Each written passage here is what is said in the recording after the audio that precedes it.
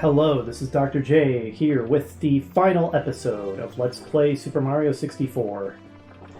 There's only 2 stars left to go, and then fighting Bowser, and then a little bit of post-game content. So, not much left to go.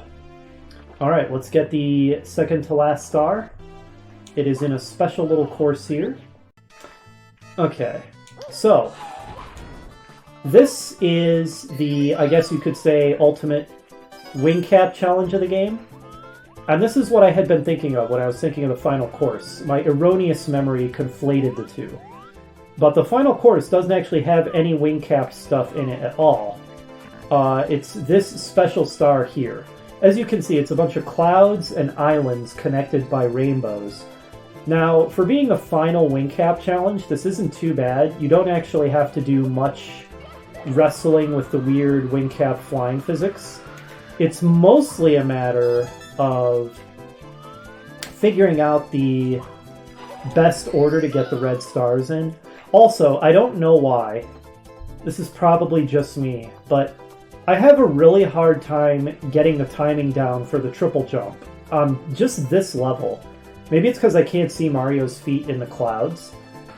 Honestly, that's by far the thing that I found the most annoying about this, was the weird issue I'm having with not doing the triple jump reliably, like I normally can.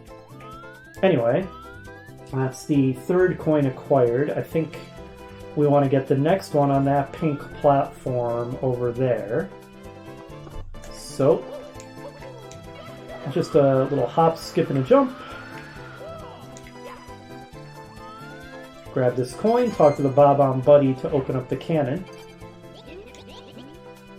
I think that's the final Bob-omb Buddy we'll be talking to in the whole game.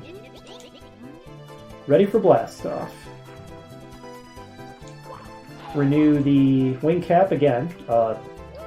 Okay. I don't think we would actually pick it up with it falling in the cannon hole, so let's wait for the block to reappear and get it again. There we go. That was a little silly. Alright, and now to get to the next cannon block, we're going to want to aim for the sun. Go to the overhead view. There we go. Stomp on the platform, jump into the next cannon. Alright, and now we want to search, there it is, right there, for a cloud with a bunch of green poles dangling from below it. We're going to want to shoot for the top of that cloud. Oh, that was weird. Somehow managed to grab, or activate that coin and grab the wing cap from it when I wasn't even really trying to do that. Alright, 2 coins to go. Yep, we've got 6. Okay, now this next one, this is the trickiest part of the whole special area here. Aside from just, I randomly am terrible at triple jumping here. This is where the flying physics come into play and become annoying to deal with. Oh, jeez. Oh, missed. You need to get that red coin inside that cloud, that translucent cloud, which you cannot stand on top of. Okay, got it. And now, let's just aim... Whoa, why are you losing altitude, Mario? There we go. Aim for the last red coin right there.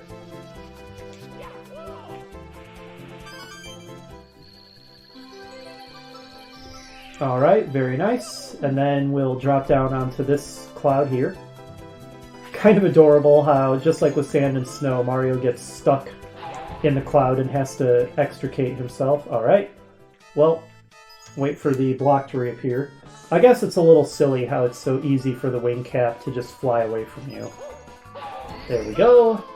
And now we just fly back to the starting cloud, which is right there, and then that's where the star has appeared.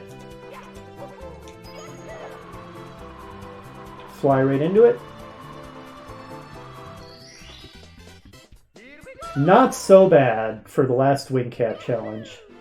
I dare say that's actually kind of fun. So well done to you, wing cap. Alright. Onward to the final confrontation with Bowser, which also contains the last Power Star. So I'm guessing, remember that message we got very prematurely that was talking about an endless stair? I'm guessing, this is just conjecture on my part, but maybe this stair never ends if you don't have enough stars. But since we do have enough stars, it is finite. Again, I am purely speculating there because I didn't bother to look up the answer or anything. Alright, into the final course. So here it is, the final Bowser course. I love the theme of this course. It feels very appropriate. With that ominous purple-red sky in the background and kind of going off the sky motif of the final course, except much more evil in appearance. It's really cool. I'm a big fan of the theming. Difficulty-wise, this final Bowser level is not as hard as you might expect, given the crazy stuff we've been through to get this far. Which isn't to say that there's nothing challenging about it. There definitely are some challenging bits. In particular, there's a couple of red coins that are very evilly hidden. That you would have to be doing really thorough exploration to find them without consulting a guide. And the first of those, not this one, but the one after it, is right in this area. Just check out how well hidden this thing is. So you have to jump down to here, rotate the camera, look at that. That is evil. Man, talk about well hidden. Alright, having acquired that, might as well grab this one up here, even though one ups are worthless. Okay, Mario, don't make out with that pole. You and your love of inanimate architecture, it's very strange.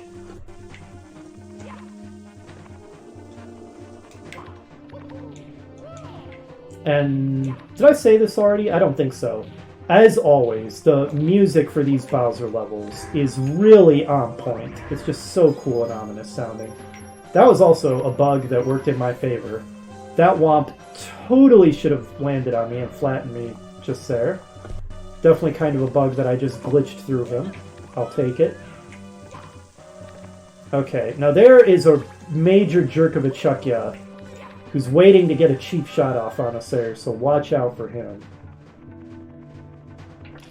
Oh, okay.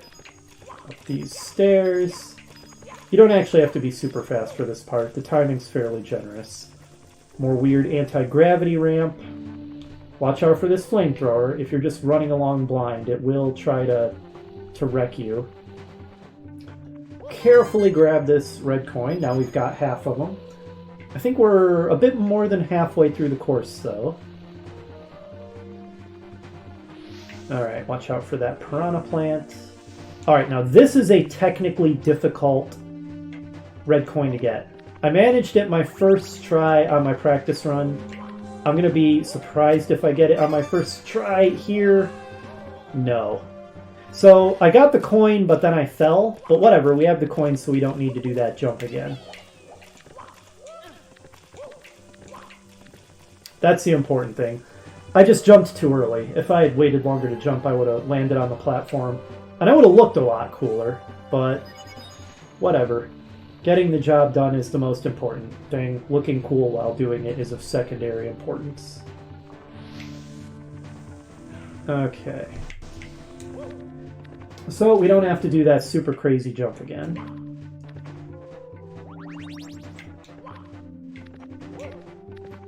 Yeah, I managed to make that look cooler on my practice run, but I'm not surprised I messed it up for the recording.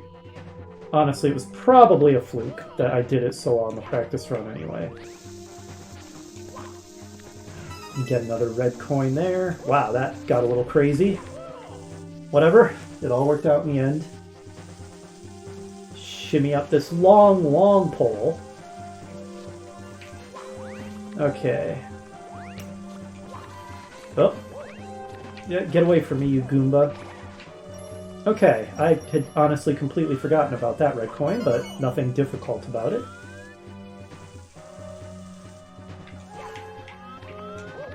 Just run by these guys. We don't need their coins or anything, so why mess with them? Go, go, go. Okay, this part is a bit tricky. You just have to time this jump really well. Like so. Got it. And then another jump. There we go. Nailed it. One more red coin to go. This is another hidden one. Probably not quite as evil as the other hidden one, but still pretty evil.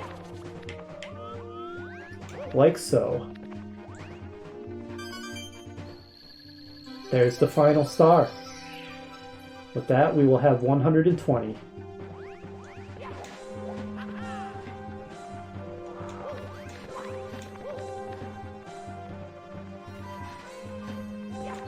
No special fanfare for getting the final star. And now on to the final confrontation with Bowser. You ready for us, King Turtle? Oops. Misclicked a bit there. Right.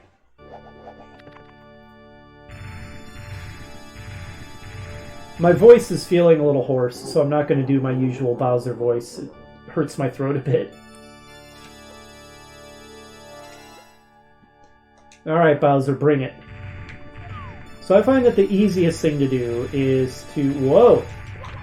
Okay, Bowser went so fast he didn't even give me a chance to stop and prepare for the backflip. He just went for it. Like, in one of my practice runs, he just wouldn't stop making shockwaves. This time he's just going for it. When you're this close to the mines, it's no effort whatsoever to throw him into them. As you can see, he takes more than one hit in this confrontation. However, after you throw him into 2 mines, he destroys much of the arena, making it star-shaped. And now you're not close to any of the mines, which means we have no choice but to throw him the hard way. From far away. There's the shockwaves.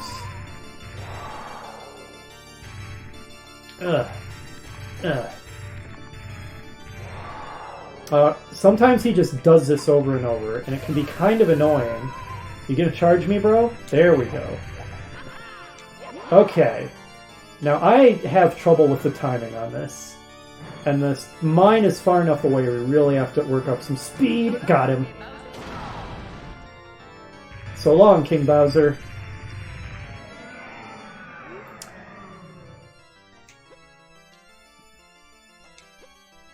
There were some in the castle that I missed? Now I see peace returning to the world. Again, my throat hurts a little bit. That's why I'm not doing the gravelly Bowser voice. Now I see peace returning to the world. Ooh, I really hate that. I can't watch. I'm out of here. Just you wait until next time. Until then, keep that control stick smoking. That's pretty fourth wall breaking, Bowser. Are you aware that you're in a video game?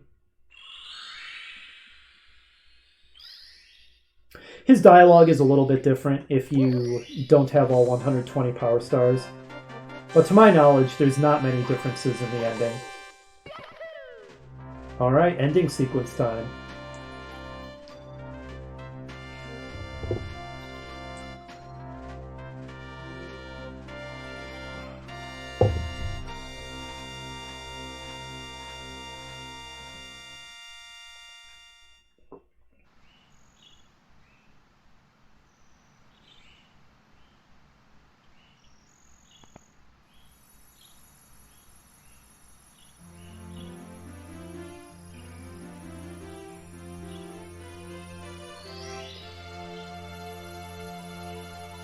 Princess Peach appears. Apparently she was sealed inside the giant stained glass window over the castle entrance. I've always thought Peach was pretty silly looking. I suppose that's quite rude of me.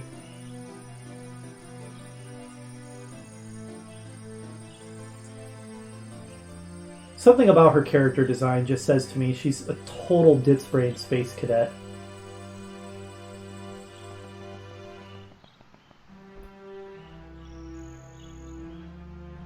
Her actions don't exactly do much to dispel that notion either. Mario. Voice acting. The power of the stars is restored to the castle. And it's all thanks to you. Thank you, Mario. We have to do something special for you.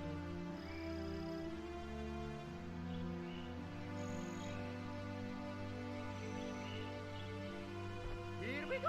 Mario gets so happy about... Let's bake a delicious cake. For Mario. a little peck on the end of his gigantic nose. Oh, Mario, you're so wholesome and innocent. This ending sequence music is very on point as well. It's so happy and upbeat, and really gives a sense of everything being over and it's a happy ending. Big fan of this ending theme. So that was Super Mario 64. Do I think this game still holds up? Yeah, I do. You know, I went on that little mini rant in the previous episode, and I stand by everything that I said there. The controls, they're not perfect. Their limitations mostly start to show themselves in the later levels, where you have to do a lot of really precisely controlled platforming. But for the most part, like, the controls are still really good. It's been long enough since I played Super Mario Odyssey that I don't really remember if they have fixed some of those control issues and it controls smoother. If it does, then I might have to take back what I said about this being the better game, and Super Mario Odyssey might take the crown after all. I'll have to replay it and see what I think about the controls. It is still the case that I think the story, as much as it feels strange to talk about a story for a Mario game, but the story, the premise of this game, I still like better than Super Mario Odyssey, because as I said in the very first video, I feel like if you were to just distill the essence of what the Mario franchise is into a game, a single game, this is close to perfect. With the way it's set up, with the premise, with the selection of courses, it all feels almost perfect. Nothing wrong with the story in Super Mario Odyssey. It just doesn't quite have the pure Mario essence that this one does. I know it's all very vague and wishy-washy and abstract. Well, wishy-washy is not quite the word, but it's sort of hard to articulate things like that very well, because you're not talking about concrete stuff at all. And I will admit, this game hits the nostalgia, like, right in the middle. Dead on target. Unlike some people, I don't have idyllic memories of my childhood and teenage years. But I do have really fond memories of certain things, and some of these old video games are definitely among them. And this is one of them. A heck of a game. A fantastic game. A real pioneer, too. To my knowledge, this is one of the earliest 3D platformer action games, so it was really innovative. And man, did it nail the formula well for being such a forerunner.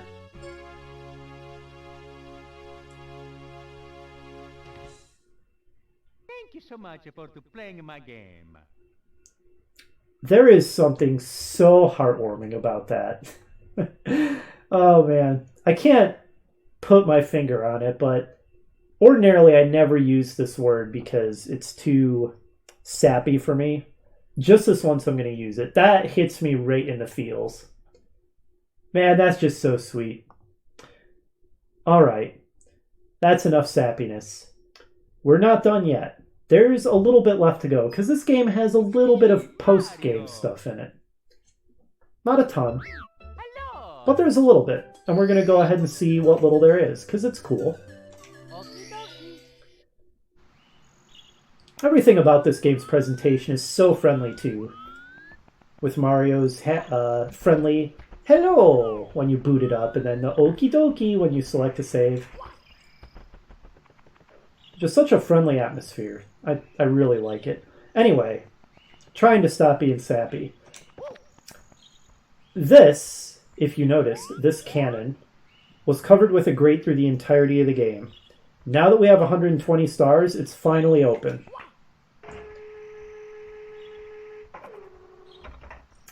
And where can we go? Here in the castle exterior with the cannon that we weren't able to access otherwise. Well, an obvious target presents itself. How about the castle roof?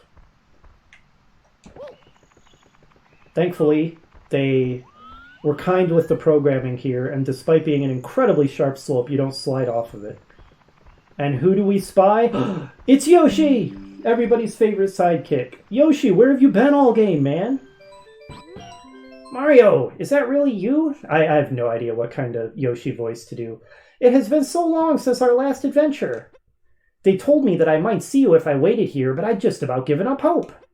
Is it true? Have you really beaten Bowser and restored the stars to the castle? Yeah, I did all that, and you weren't there to help. Come to think of it, neither was Luigi. Where were you guys? And save the princess? I knew you could do it. Now I have a very special message for you. Thanks for playing Super Mario 64. This is the end of the game, but not the end of the fun. You're breaking the fourth wall, Yoshi. Bowser was doing that too. Stop it. We want you to keep on playing, so we have a little something for you. We hope that you like it. Enjoy! The Super Mario 64 team. So Yoshi gives you 100 lives, which is pretty worthless, because who cares about 1-ups in this game?